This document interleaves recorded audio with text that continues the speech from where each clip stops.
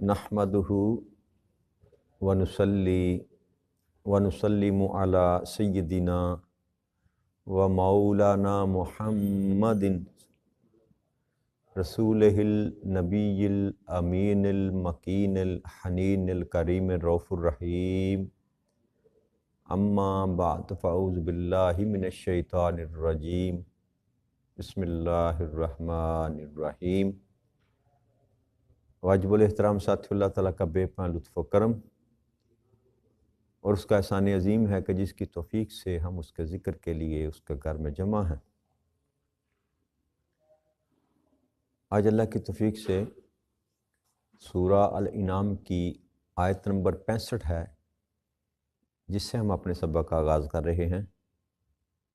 اللہ کریم نے ارشاد فرمایا قل هو القادر على ان يبعث عليكم عذابا من فوقكم او من تحت ارجلكم او يلبسكم شيعا ويذيق بعضكم بعض بعض انظر كيف نصرف الآيات لعلهم يفقهون۔ کیا میرے محبوب صلی اللہ علیہ وآلہ وسلم فرما دیجئے وہ اس پر قادر ہے کہ تم پر عذاب بھیجے،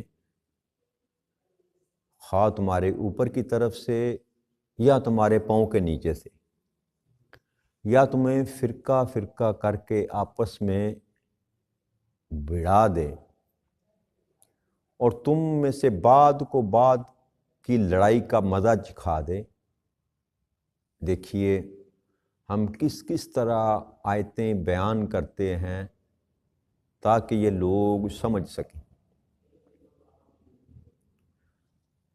پچھلی نشست میں ہم نے جو ذکر کیا تھا کہ اللہ کریم نے یہ جو بیان کیا کہ ان میں سے جب بھی کوئی مشکل یا مصیبت میں آتا ہے تو مجھ کو ہی یاد کرتا ہے،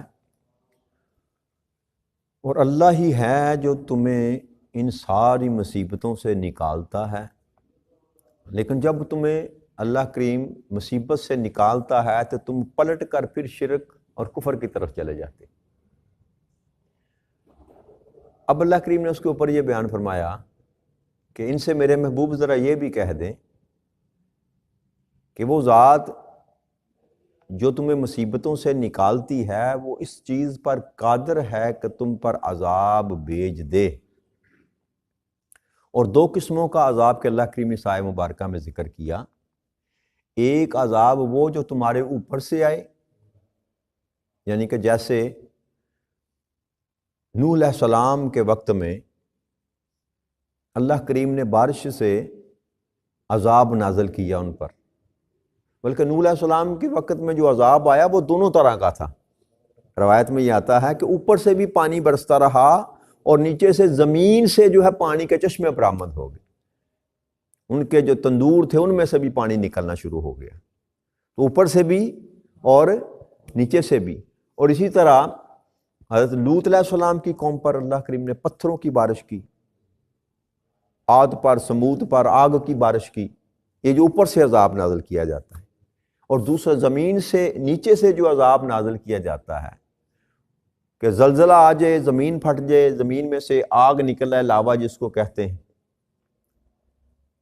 یا یہ قحط کی یہ بھی شکل ہے کہ زمین کو اللہ کریم بنجر کر دے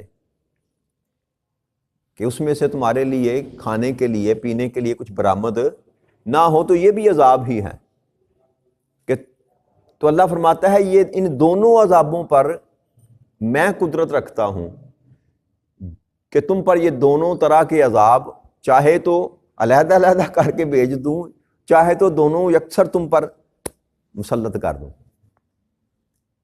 ایک اللہ کریم نے یہ عذاب کا ذکر کیا، اور دوسرا ذکر یہ اللہ نے فرمایا کہ تمہیں فرقہ فرقہ کر کے آپس میں بھڑا دوں، لڑا دوں تم کو، اور بعد کو بعد کی لڑائی کا مزہ چکھا دوں۔ یہ دوسری طرح کا عذاب ہے۔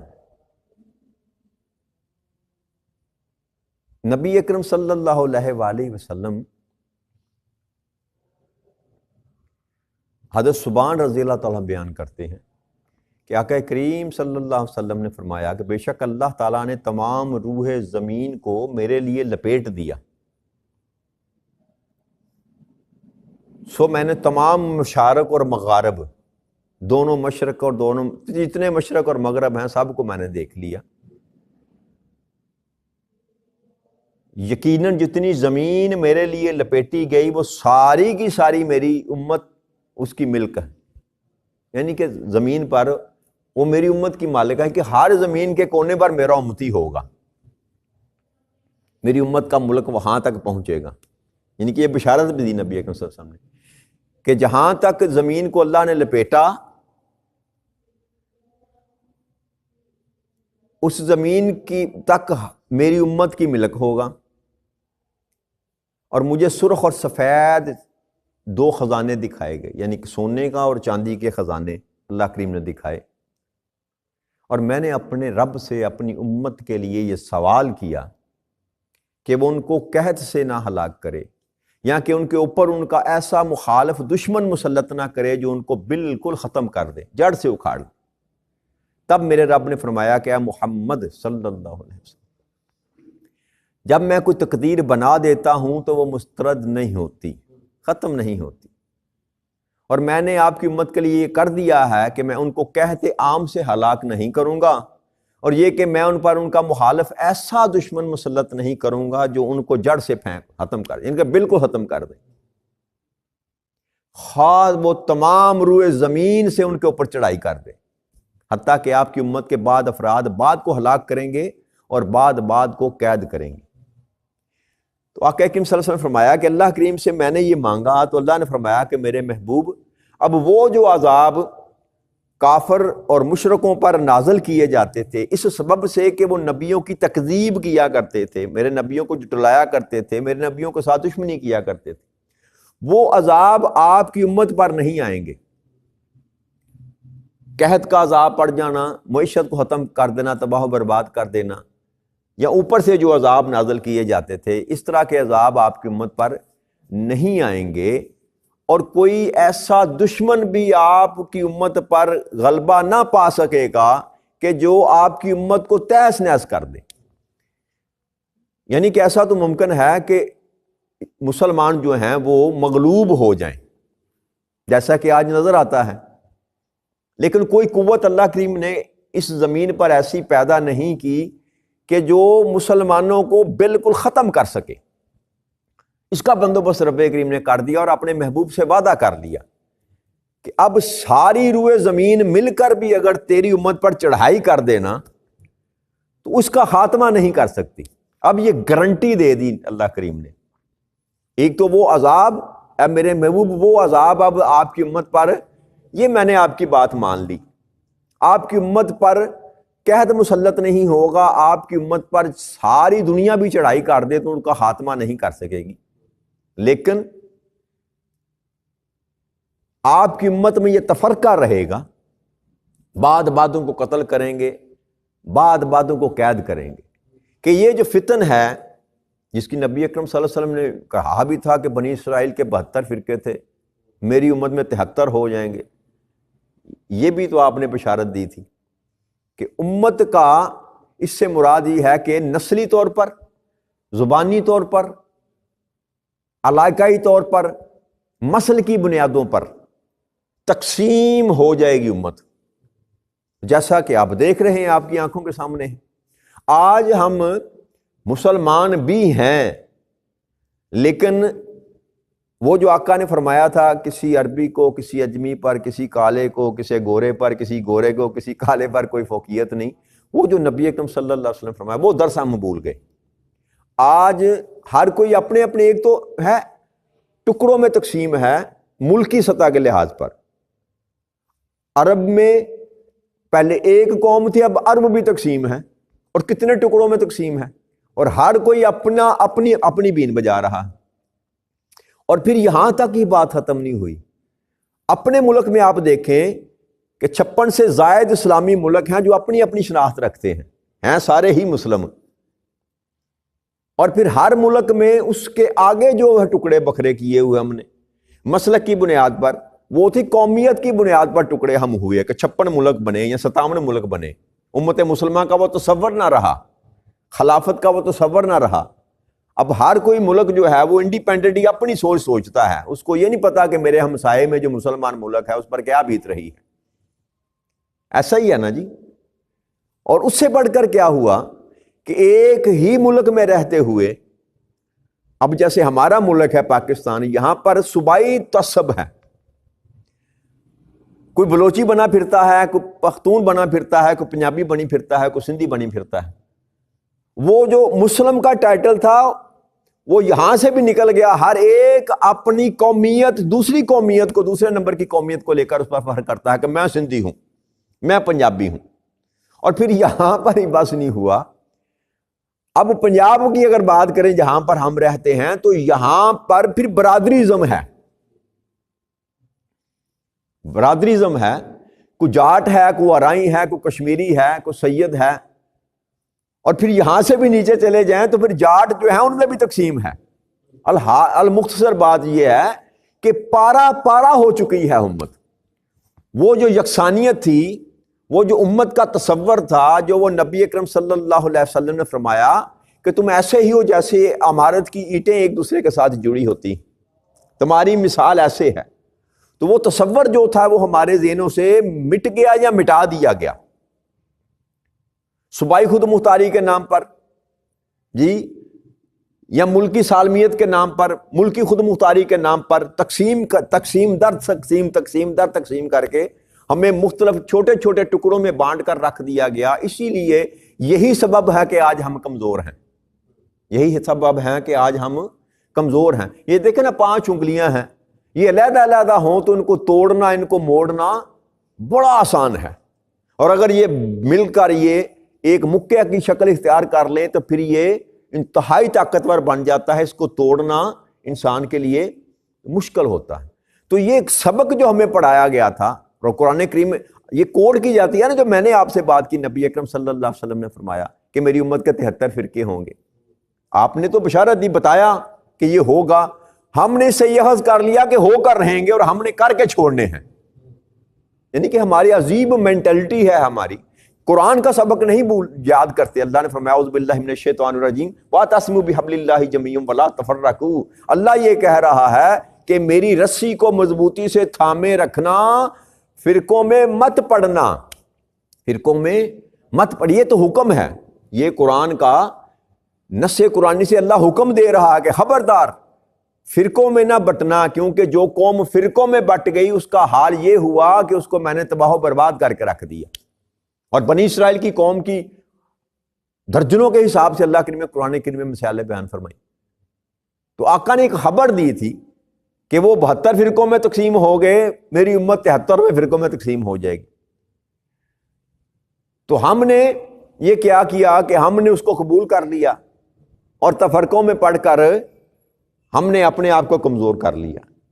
یہ ہونا تھا, یہ ہوگا, لیکن یہ ہے کہ جو سبق اللہ نے دیا اگر اس کی طرف سفر شروع کیا جائے اور اللہ کے اس پیغام کو سمجھا جائے, اللہ کے اس حکم کو فالو کیا جائے, تو پھر ایک جماعت بن کر ہم زندگی بسر کرنے کے قابل ہو جائیں. اور یاد رکھیے, اللہ کا جو فضل ہوتا ہے, جو کرم ہوتا ہے, اور اللہ کا جو ساتھ ہوتا ہے, آقا کریم صلی اللہ علیہ وسلم فرمایا جو ہاں فرقے بنیں گے, ایک جماعت جو ہے وہ حق پر ہوگی اور اللہ اس کے ساتھ ہوگا, اللہ اس کے ساتھ ہوگا. تو جو تفرقے میں پڑ گیا اللہ کا ساتھ اس کو میسر نہیں آئے گا. جو جماعت میں رہا, جڑا رہا, اس پر اللہ کا فضل ہوگا, اس پر اللہ کا فضل ہوگا. لہذا سبق یہ ہے کہ ہمیں جماعت بن کر رہنا ہے. اپنا تشخص, برادری کا تشخص ہو, صوبے کا تشخص ہو, ملک کا تشخص ہو, اپنی جگہ. یہ تقسیم جو اللہ نے کی ہے نا, اللہ فرماتا ہے میں نے تمہیں اس لیے خاندانوں قبیلوں میں تمہیں تقسیم کیا تاکہ تمہاری شناخت ہو سکے, پہچان ہو سکے. اس لیے نہیں کیا کہ تمہارے دل بھی دور ہو جائیں. تم اس بات پر فخر کرو کہ میں کشمیری ہوں یا میں مہر ہوں یا میں سید ہوں, اس بات پر فخر کرو نہیں. آقا نے جو فرمایا تھا نا, کسی کو کوئی فوقیت حاصل نہیں ہے, اگر کوئی ہے تو محض تقوی کی بنیاد پر. تو لہذا وہ بولا ہوا سبق جو ہے نا وہ ہمیں یاد کرنا پڑے گا. تو اللہ نے فرمایا کہ یہ جو میں بیان کر رہا ہوں تمہارے سامنے آیتوں کو کھول کھول کر، اس لیے کر رہا ہوں کہ تم سمجھ سکو، تمہیں سمجھ آ جائے، تمہیں یہ جو نفاق کا اور یہ تفریق کا، یہ ٹکڑے ہو کر تباہ و برباد ہو جانے کا، یہ اللہ کی طرف سے عذاب نازل ہو جانے کی جو باتیں رب کریم قرآن کریم میں بیان کرتا ہے، اس کا مقصد صرف یہ ہے کہ انسان اس سے بصیرت حاصل کرے، اس سے سبق حاصل کرے، اور وہ کام کرنے سے گریز کرے جس کام کی وجہ سے اللہ کا عذاب نازل ہوتا ہے، یا انسان تفرقوں میں پڑ جاتا ہے، ان اسباب سے اپنے آپ کو دور رکھے۔ انسان کی بھلائی اسی بات میں ہے کہ وہ جڑ کر رہے، وہ ایک جماعت بن کر رہے، دنیا میں بھی اور آخرت میں بھی خیر اسی کو میسر آئے گی جو اللہ کے اس حکم پر کاربند ہوگا کہ میری رسی کو مضبوطی سے تھامے رکھنا۔ اور رسی کیا ہے؟ وہ یہ قرآن کریم ہے جس کو اللہ نے فرمایا وَاعْتَصِمُوا بِحَبْلِ اللَّهِ، میری اس رسی کو تھام کر رکھنا، کہ جو کچھ اس قرآن میں نے فرما دیا ہے اس سے دائیں بائیں نہ ہونا۔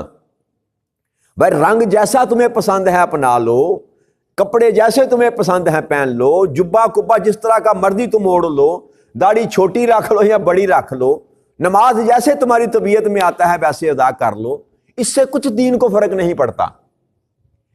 جو رستہ اللہ اور اللہ کے رسول نے بتایا نا، اس رستے کو مت چھوڑو، اپنی مرضی کی تعویلیں مت ڈھونڈو، قرآن کی منشا کے مطابق زندگی کو بسر کرنے کی کوشش کرو، قرآن کو اپنے رنگ میں ڈالنے کی کوشش نہ کرو۔ جیسے اقبال نے کہا تھا کہ خود بدلتے نہیں، قرآن کو بدل دیتے ہیں، اور یہی ظلم آج کیا جا رہا ہے نا جی۔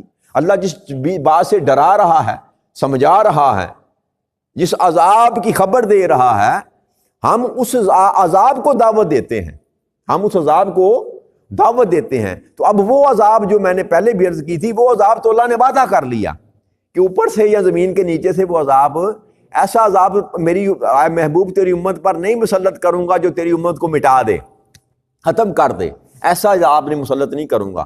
لیکن یہ جو ہے کہ لڑیں گے آپس میں، تفرقہ بازی کریں گے، ایک دوسرے کو قتل کریں گے، ایک دوسرے کو قید کریں گے، یہ فتنہ تیری امت میں ہوگا، یہ فتنہ، اور اسی فتنے کا ہم مزہ چکھ رہے ہیں۔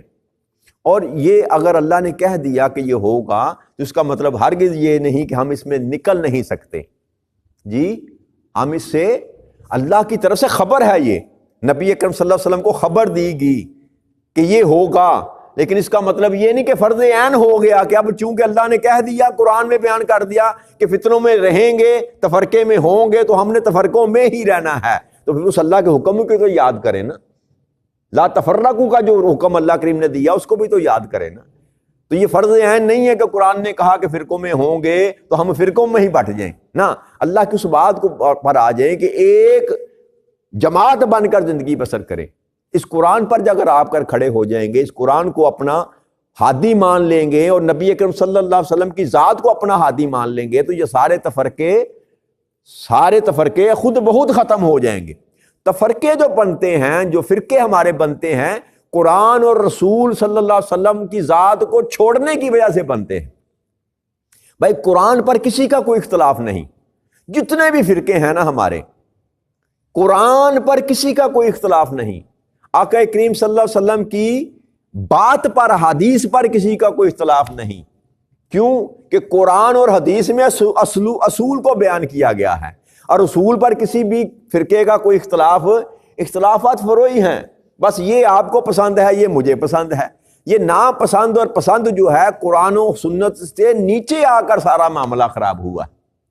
تو جب ہم قرآن کا سبق یاد کریں گے اور اللہ نے فرمایا کہ یہ کتاب ہدایت دینے والی ہے، تو اس کتاب کو اگر ہم تھام لیں گے تو پھر ہمیں ہدایت بھی میسر، جب ہدایت میسر آ جائے گی تو پھر کبھی بھی ہم تفرقے میں نہیں پڑیں گے، جب تفرقوں میں نہ پڑیں گے تو پھر اللہ کی میت ہم کو میسر آ جائے گی، اور جب اللہ کی میت میسر آ جائے گی تو پھر غلبہ ہمارا ہی ہوگا۔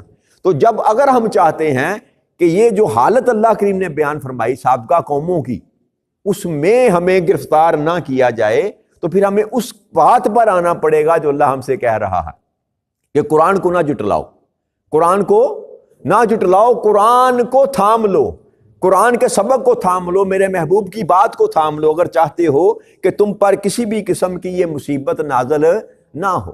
جیسے اللہ نے فرمایا آگے آیت نمبر 66 میں کہ آپ کی قوم نے اس قرآن کو جھٹلا دیا، وَقَذَّبَ بِهِ قَوْمِكَ وَهُوَ الْحَقُّ قُلْ لَسْتُ عَلَيْكُمْ بِوَكِيلٍ، آپ کی قوم نے اس قرآن کو جھٹلا ڈالا حالانکہ وہ سراسر حق ہے، فرما دیجئے کہ میں تم پر نگہبان نہیں ہوں، میں تم پر، اس کا مطلب یہ ہے کہ یہ قرآن میں نے تم کو دیا ہدایت کے لیے، اس کو مانو یا نہ مانو یہ تمہاری مرضی پر ڈیپینڈ کرتا ہے۔ جو اللہ نے فرمایا کہ میں تم پر نگہبان نہیں ہوں، میں جبر سے پکڑ کے تم کو سیدھے رستے پر ڈالنے والا نہیں ہوں، یا میں تمہیں سزا دینے والا بھی نہیں ہوں، یہ میرے ذمہ نہیں ہے۔ میرے ذمہ یہ جو تھا کہ اللہ کریم کی طرف سے مجھ کو یہ دیا گیا قرآن تمہاری ہدایت کے لیے، میں نے تم تک پہنچا دیا، اللہ کی بات میں نے تم تک پہنچا دی۔ ہر نبی کے ذمہ یہی کام ہوتا ہے۔ تو اللہ فرماتا ہے کہ آپ کی قوم نے اس قرآن کو جھٹلا ڈالا۔ جب قوم اس قرآن کو چھوڑ دے گی، کس قرآن کو؟ اللہ فرماتا ہے جو سراسر حق ہے، جو سراسر حق ہے۔ جب رب کریم اس کو بار بار کہہ رہا ہے کہ یہ میرا کلام ہے اور میرے مصطفیٰ پر میں نے نازل کیا اور یہی حق ہے، تو ہم مانتے بھی ہیں، مسلمان بھی ہیں، اللہ کو بھی مانتے ہیں، رسول کو بھی مانتے ہیں، قرآن کو بھی مانتے ہیں، پھر اس کو حق تسلیم کر کے اگر اس سے پشت کریں گے اس کی طرف تو پھر بربادی ہمارا مقدر نہ ہوگی تو اور کیا ہوگا۔ تو اللہ جو فرما رہا ہے کہ میں آیات کو کھول کھول کر بیان کر رہا ہوں تاکہ تمہیں سمجھ آ سکے، تمہیں سمجھ آ سکے۔ تو ہمیں ان سارے معاملات سے سبق حاصل کرنا ہے، سبق حاصل کرنا ہے۔ اور جو امت اپنے نبی کی بات کو تسلیم نہیں کرتی، اس کو اپنی زندگی میں اپلائی نہیں کرتی، اس پر عمل درآمد نہیں کرتی اللہ کے احکامات پر، پھر اللہ کریم نے کئی مقامات ہیں قرآن کریم میں بیان فرمایا کہ ان کا حشر میں نے کیا کیا، ان کو تہس نہس کر دیا، تباہ و برباد کر دیا، ان کا نام صفحہ ہستی سے مٹا دیا۔ لیکن خوش قسمتی ہماری، یہ خوش قسمتی ہماری کہ اللہ نے وعدہ کر لیا کہ میرے محبوب تیری امت کو میں تہس نہس نہیں کروں گا، ان کو بالکل تہس نہس یکسر مٹا نہیں دوں گا، تیری امت قیامت تک رہے گی۔ لیکن یہ عذاب جو ہے یہ ہم پر مسلط کیا جائے گا، اور کیا کس سبب سے جائے گا؟ ہماری نالائکی کی وجہ سے کیا جائے گا، ہمارے اپنے خود ساختہ ہاتھوں سے۔ یہ جو ہم نے عذاب کو گھڑ رکھا ہے، بنا رکھا ہے، یہ ہماری وجہ سے ہے، ہماری نالائکی ہے۔ ہم نے اللہ کے پیغام کو، اللہ کے رسول کو پیغام کو صحیح معنوں میں سمجھا نہیں، جانا نہیں، ہم تفرقوں میں پڑ گئے، چھوٹے چھوٹے فروعی معاملات کو ہم نے وبال جان بنا لیا، اسی میں جھگڑے میں پڑے ہوئے ہیں، ایک دوسرے کو برداشت کرنے کے لیے تیار نہیں، ایک دوسرے کی سننے کے لیے تیار نہیں، ایک دوسرے کے پاس بیٹھنے کے لیے تیار نہیں۔ تو جب ایسی حالت میں ہم پڑے ہوں گے تو یاد رکھیے گا پھر اللہ کا فضل اور کرم اور اللہ کی رحمت ہم پر نازل نہیں ہو سکتی۔ جہاں ہوگا تفرقہ وہاں پر رب آپ کو اس کی میت نہیں ملے گی، اللہ کی رحمت نہیں ہوگی۔ اس اللہ کی رحمت کو حاصل کرنے کے لیے آپ کو ایک امت کے تصور کی طرف آنا پڑے گا۔ بھائی بھلے آپ کا عقیدہ کون سا ہے، آپ نماز کیسے پڑھتے ہیں، آپ ٹوپی کس رنگ کی پہنتے ہیں، آپ دستار کس رنگ کی پہنتے ہیں، آپ کس کے پیچھے ہیں، آپ کس کے پیچھے ہیں، بھائی یہ ثانوی حیثیت رکھتی ہے۔ اصل جو بات ہے کہ آپ بھی مسلم ہیں، یہ بھی مسلم ہے، میں بھی مسلم ہوں، اس بات پر آ کر اگر ہم کھڑے ہو جائیں کہ ہم سارے مسلمان ہیں، ہم سارے مسلمان ہیں، ہمارا خدا ایک ہے، اللہ ایک ہے، ہمارا رسول ایک ہے، ہمارا قرآن ایک ہے، تو پھر یہ سارے معاملے سلجھ سکتے ہیں۔ ایسی بات نہیں ہے کہ الجھاؤ ہم نے خود پیدا کر لیا، اور یہ خود ساختہ ہم نے مصیبتیں اپنے اوپر نازل کی ہوئی ہیں۔ قرآن تو کھول کھول کے بیان کر رہا، پڑھیں تو صحیح نہ اس کو۔ اصل بدبادی یہاں پر ہماری شروع ہوئی کہ ہم نے قرآن کو چھوڑ دیا اور ان سو کالڈ ملا کے پیچھے چل پڑے جو اپنی اپنی بولی بول رہے ہیں اپنی دکانداری چلانے کے لیے۔ ہم نے اسی کو دین سمجھ لیا جو مولانا صاحب نے بیان کیا۔ اس کی سبب یہ ہے کہ ہم جاہلیت کی پیداوار ہیں، ہم جاہل ہیں، ہم نے کبھی اس کو کھول کر دیکھا نہیں، ہمیں پتہ ہی نہیں قرآن ہم سے چاہتا ہے کیا ہے، کیا قرآن بیان کیا کرتا ہے۔ قرآن کو جھٹلانے کا مقصد یہ نہیں ہے کہ ہم یہ نہیں کہتے کہ ہم اس قرآن کو مانتے نہیں، یہ قرآن کو جھٹلانے کا مقصد نہیں ہے۔ قرآن کو جھٹلانے کا مقصد یہ ہے کہ قرآن جو ہم سے کہتا ہے ہم وہ کرتے نہیں، قرآن جو ہم سے کہتا ہے ہم وہ کرتے نہیں، یہ ہے قرآن کو جھٹلانے کا مقصد۔ اور ہم کریں گے کیسے، قرآن کی بات کو مانیں گے کیسے؟ جب قرآن کی ہمیں سمجھ آئے گی تو ہم قرآن کی بات کو مانیں گے، اور اس طرف کوئی ہمیں لے کر آنے کے لیے تیار نہیں نہ ہو ہم خود آنے کے لیے تیار ہیں۔ آپ بھلے جتنی مرضی کوشش کر کے دیکھ لیں، کوئی بندہ دین حاصل کرنے کے لیے تیار نہیں ہے، کیوں وہ سمجھتا کہ میں مسلمان ہوں بس اتنا ہی کافی ہے، میں بڑا سمجھدار ہوں، مجھے دین کی بڑی سمجھ ہے۔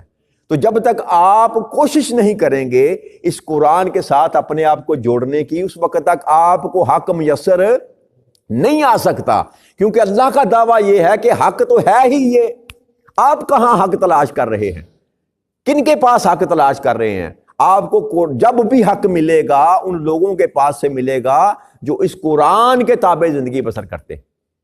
اللہ نے فرمایا کہ جب تمہیں کوئی مسئلہ آ جائے تو کہاں جاؤ؟ فَاسْأَلُوا أَهْلَ الذِّكْرِ، اہل ذکر کے پاس جاؤ، وہ تمہارے ہر سوال کا تم کو جواب دیں گے۔ اور یاد رکھیے گا اہل ذکر جو ہوتا ہے وہ اہل علم کو نہیں کہا جاتا۔ اہل ذکر ہم جن کو سمجھتے ہیں نا، عالم دین جس کو کہا جاتا ہے، وہ اہل ذکر میں شمار نہیں ہوتے۔ اہل ذکر وہ ہوتا ہے جو دین کا علم بھی رکھتا ہو اور جس کی ساری زندگی اتباع رسول میں گزرتی ہو، جن کو اولیاء اللہ کہتے ہیں، جن کو اللہ کا دوست کہتے ہیں، وہ اہل ذکر ہیں کہ جن کے شب و روز اللہ کی اطاعت میں گزرتے ہوں اور پھر دین کا علم بھی ان کے سینے میں ہو، وہ اہل ذکر ہیں۔ تو جب ایسے لوگ آپ کو میسر آ جائیں گے جو علم بھی رکھتے ہوں گے اور عمل بھی رکھتے ہوں گے، ان کے پاس سے آپ کو حق ملے گا۔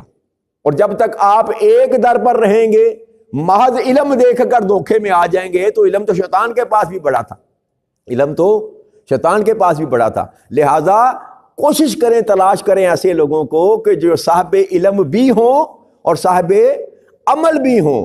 ان کا اللہ نے فرمایا تھا کہ تمہیں کوئی مسئلہ درپیش ہو تو ان سے پوچھنا جا کے جو اہل ذکر ہیں، اور اہل ذکر کی پہچان بس دو ہی پہچان ہے، تیسری کوئی نہیں۔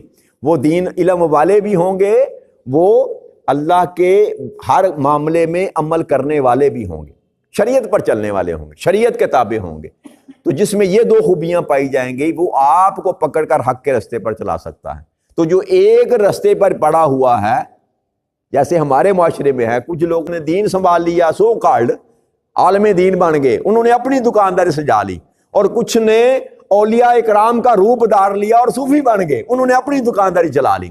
دونوں ہی طرف دکانداریاں ہیں، دونوں ہی طرف دکانداریاں ہیں۔ جب تک دونوں یہ چیزیں، دونوں یہ خوبیاں ایک انسان میں جمع نہ ہوں گی، اس وقت تک وہ اہل ذکر نہیں بنے گا۔ اور جب تک اہل ذکر آپ کو اور مجھ کو میسر نہ آئے گا، ہم کبھی حق تک پہنچنے کے قابل نہیں ہو سکتے۔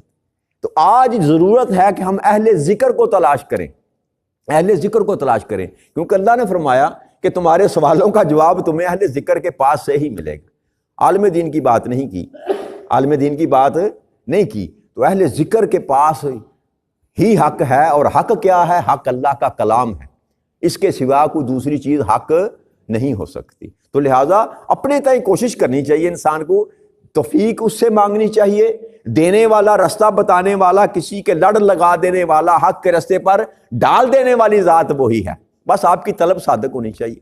تو جب قرآن ہمیں میسر آ جائے گا، اس قرآن کے ساتھ ہمارا ربط، ہمارا تعلق ٹوٹا ہوا جڑ جائے گا، تو ہمیں وہ ساری فیوزات اور برکات میسر آ جائیں گی جو ہم چاہتے ہیں، جو ہمارے لیے دنیا اور آخرت میں بھلائی کا موجب ہوں گے۔